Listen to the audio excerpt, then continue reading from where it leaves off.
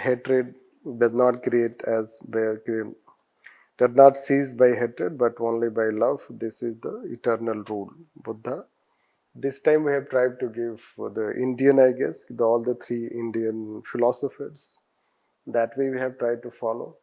Since already they have been asked, all the three have been asked, 2 times they have asked Vivekananda, it can be third time also. So in that way we should see this. So if we say that 3A question, this.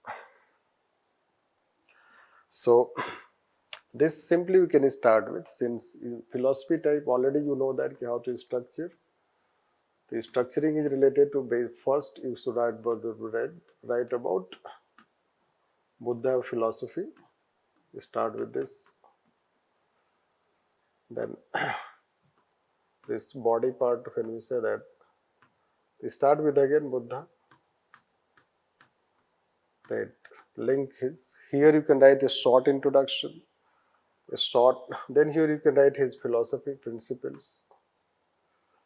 This you can start with any quote, another any quote or anything. Let's say this. Principles you can write. After writing principles, we'll write about hate. And then go and linking it.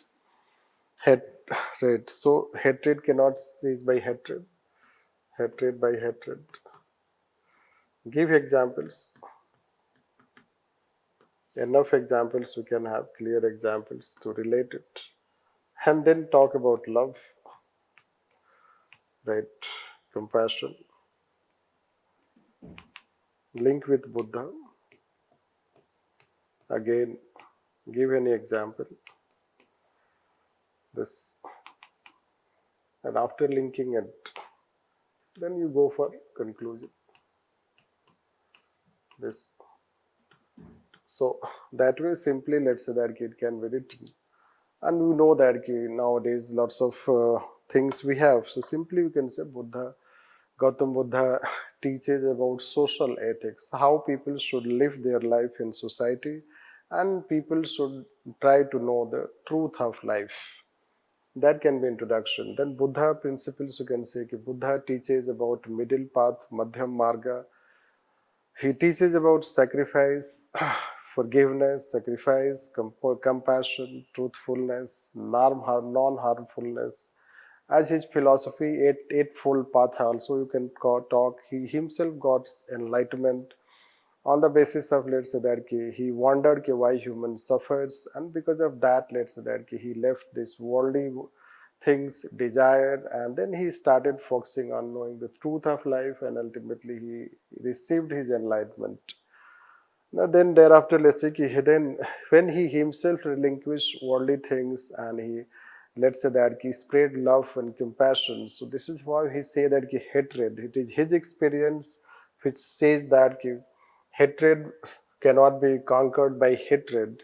I will give good example, let's say that example of, we have given also, let's say that. So in Ramayana, let's say that the last scene of Ram and Ravan, and what, let's say that Ravan says. He, let's say that it shares when let's say his own sister and his sister Noj was, let's say, cut by Ram. So then what, he became angry. When he became angry, that was the hatred, and then he wanted to take retaliation. Retaliation resulted into, that the rest of the history in Ramayana. So then he regrets. After that end, let's say that he regrets that it is anger, it is pride, the anger, pride, and hate can become basis for the root cause of decline of any human. So that can be one aspect. Then most recent example, you can say that Manipur, which is going on.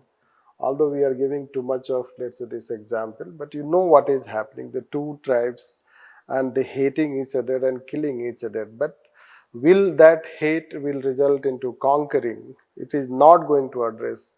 Ultimately, they will have to talk.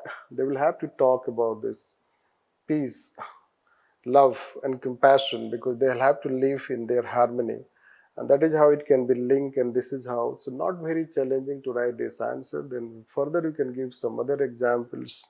We can link when while concluding this, although we have given conclusions, we can link with also, let's say, the Dalai Lama.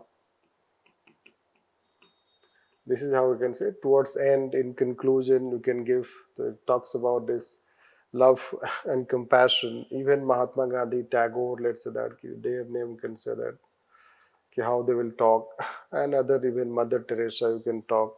So that way you can conclude that the present world needs more love than compassion. That is how secular ethics given by Dalai Lama.